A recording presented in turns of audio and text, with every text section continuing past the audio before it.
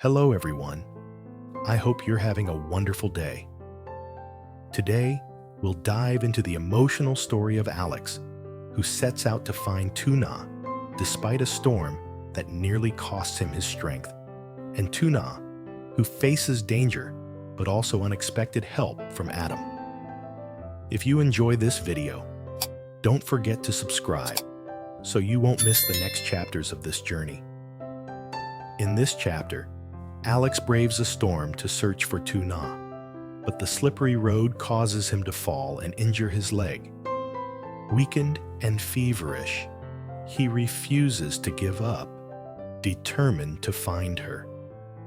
Meanwhile, Tuna, struggling to survive with her child, accepts Adam's offer of shelter. However, the man they stay with reveals dark intentions, leaving Tuna vulnerable. Thankfully, Adam arrives in time to protect her, standing firmly by her side. Though shaken, Tuna realizes she must continue forward for her child's sake. Back in the village, Alex pushes himself past his limits, clinging to the hope of reuniting with her. With Johnny's help, he vows to never stop searching. Both Alex and Tuna move forward separately, their hearts bound by resilience, uncertainty, and the faint light of hope that their paths will meet again. The rain came down in sheets, flooding the narrow village paths and turning the dirt roads into slick rivers of mud. Alex pressed forward, his clothes plastered to his skin, every step heavier than the last. The storm had no mercy, lashing against his face, but his heart was set on one thing: finding Tuna. "Where are you, Tuna?" he muttered to himself, breath shaky, voice nearly swallowed by the roar of the storm. He had searched the fields, the alleys, even the edge of the forest, but there was no sign of her. Each time he stopped to catch his breath, the thought returned to gnaw at him. The DNA paper he had dropped, the truth that had shaken her to the core. His chest tightened with guilt. If only I'd told her directly. If only I'd explained sooner. He gritted his teeth, pushing on, though the road was slippery beneath his boots. The rain had made the earth treacherous. His foot slid suddenly, and before he could steady himself, Alex went tumbling down a slope. His body hit the ground with a dull thud, and sharp pain shot through his leg. He groaned, clutching his shin. Mud caked his hands as he tried to push himself up, but his right leg screamed in protest. The pain was too much. He couldn't stand. Rain trickled down his face, mixing with the blood that now seeped from a gash on his knee. Alex lay there, staring up at the stormy sky, his body trembling. "Not now. Please, not now," he whispered through clenched teeth, but no matter how much his body begged him to stop, his heart refused. He had to find her. Even if he had to crawl through the mud, he wouldn't give up. Miles away, Tuna huddled under the roof of an abandoned shop front, her child clutched tightly to her chest. The storm had soaked them both to the skin, and the little one shivered, innocent eyes blinking up at her. Tuna stroked the child's wet hair gently, whispering, "Don't worry, my love, Mama's here." She had spent the day knocking on every door she could find, asking for work. Restaurants, small shops, even street vendors. Each one turned her away with a shake of the head. Some were kind, offering apologies, but most were cold. No one wanted to take in a woman with a child. Tuna's stomach twisted with hunger, but she ignored it. She reached into her basket and pulled out a piece of bread. the last she had. Carefully, she broke it in half, giving the larger portion to her child. "Eat slowly," she said softly, forcing a smile. Her phone buzzed suddenly. It was Johnny. She hesitated, then answered. "Tuna, you know about the test results, don't you?"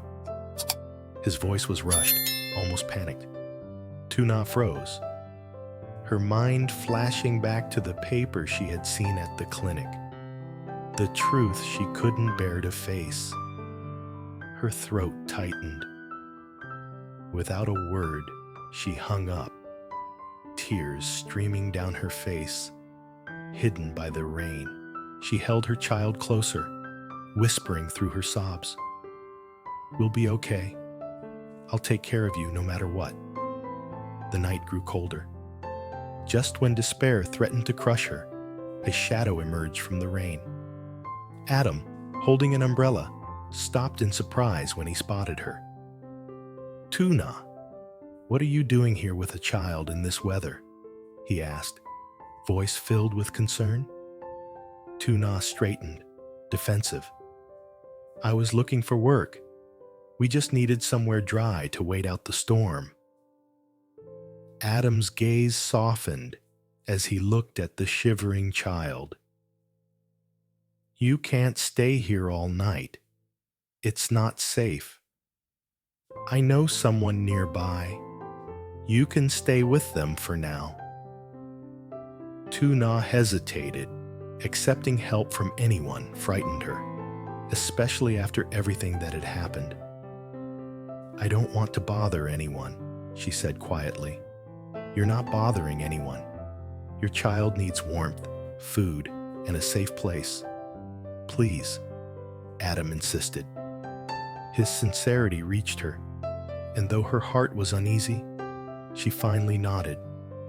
"All right," she said, clutching her child tightly.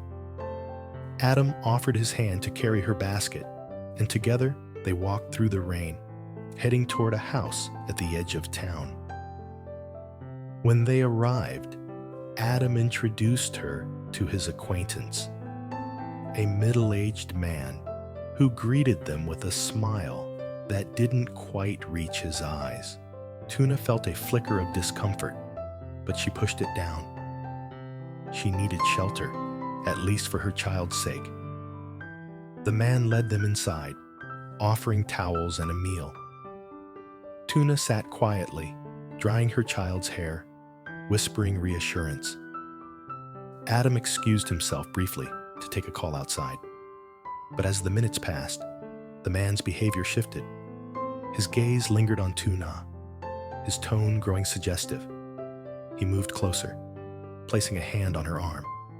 Tuna froze, heart pounding, fear rising in her chest. She shifted away, clutching her child tighter. Just as the man leaned in further, the door burst open.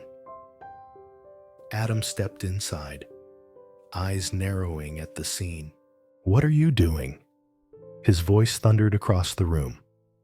The man jerked back, stammering an excuse, but Adam's glare cut him silent. "She's here under my protection. Don't you dare try something like that again," Adam said, his tone sharp as steel. Tuna's chest heaved, relief flooding her as Adam positioned himself between her and the man. She whispered, "Thank you," her voice trembling. Adam gave her a reassuring nod. "I won't let anything happen to you or your child. You're safe now." Outside, the storm began to ease, but the night remained heavy with uncertainty. Tuna looked down at her sleeping child, her heart aching with exhaustion, yet steadied by Adam's presence. She didn't know what tomorrow would bring, but for tonight at least, she wasn't alone. Far away, Alex lay in pain, his leg throbbing, his fever rising from the cold and exhaustion. Every breath came out ragged, but even in his delirium, one name slipped from his lips again and again. Tuna. The storm had passed, leaving behind a damp silence that weighed heavily on the land.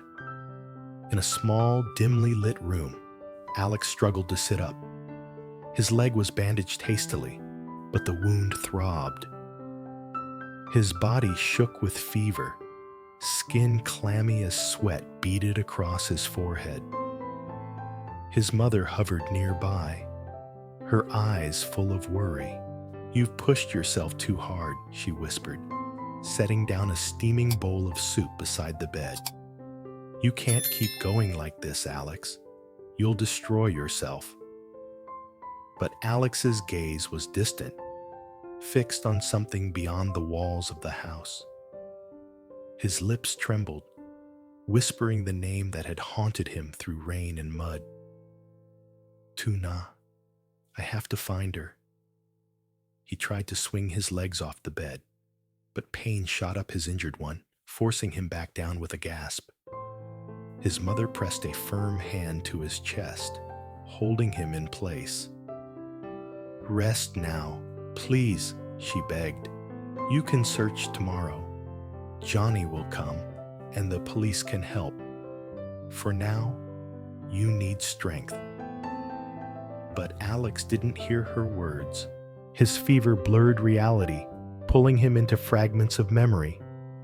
Tuna's soft laughter at the farm, her child's small hand tugging at his sleeve, the sorrow in her eyes when she saw that paper. His chest tightened. I failed her. He clenched his fists weakly, the determination in his heart stronger than his broken body. I can't give up. Not now. Across town, Tuna lay awake in the room Adam had secured for her and her child. Though Adam had stood up for her earlier, the unease from the encounter still lingered.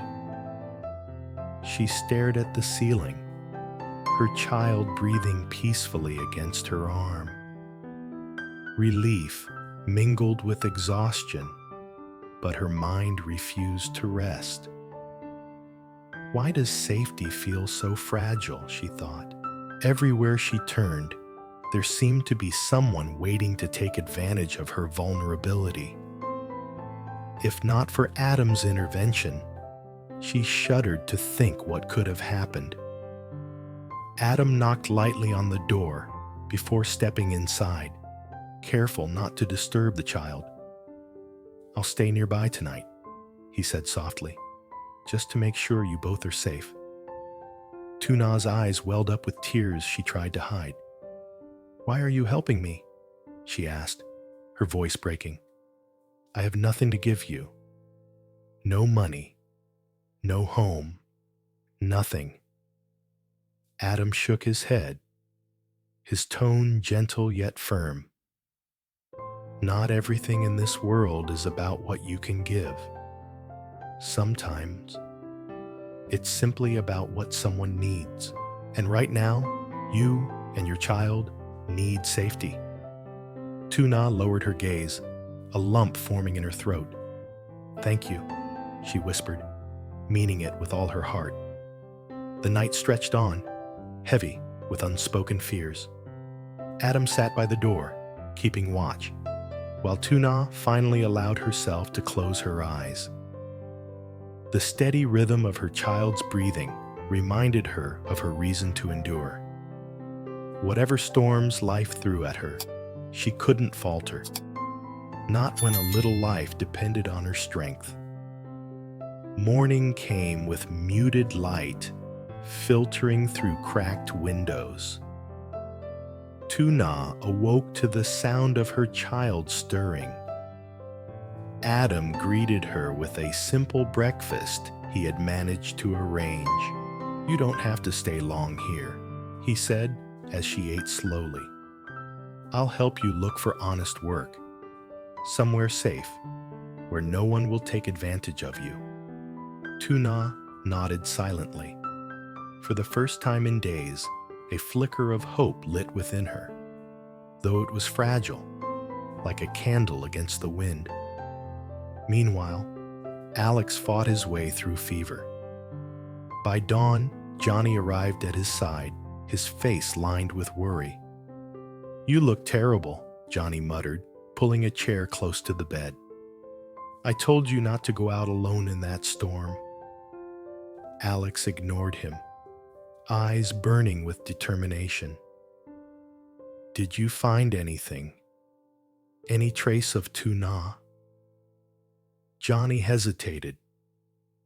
"Not yet, but we'll keep looking. I've already asked for help from the police. They'll spread the word. Check bus stations, nearby towns." Alex's jaw clenched. She can't be far. She has her child. She won't get far on foot in weather like that. Johnny sighed, watching his friend's face pale further. "Alex, you need to let your body heal first. If you collapse, you'll be no use to her." But Alex shook his head firmly, despite the fever burning through him. "I don't care what happens to me. Tuna's out there, scared and alone. She thinks she has no one, but she has me. I won't stop until I find her." Johnny studied him for a moment, then finally nodded. "Fine. But you're not doing this alone anymore. If we're going to bring her back, we'll do it together." Those words gave Alex the smallest measure of relief. He closed his eyes briefly, whispering again, "Tuna, wait for me." Back at the small house, Tuna prepared to leave with Adam's help. She adjusted the scarf around her child, her heart heavy but resolute. "Where will you go now?" Adam asked, carrying the basket to the door. Tuna paused, her gaze fixed on the horizon. "Anywhere that will take us. I can't stay here forever. I just need a chance to work, to live quietly with my child." Adam nodded. "Then that's what we'll look for. Don't worry, I'll stand by you until you find it." Tuna smiled faintly, though sadness lingered in her eyes. She didn't know what the future held, but for now, she had to keep moving forward. Somewhere in the distance, Alex fought against his own body, determined to cross that very same horizon to reach her. Two hearts, separated by circumstance, yet bound by unyielding determination, moved toward one another through storms and pain. The sky above cleared slowly, sunlight breaking through the clouds. For Alex, it was a promise. For Tuna, it was a reminder. And for both of them, it was hope that no matter the trials, their paths would one day cross again.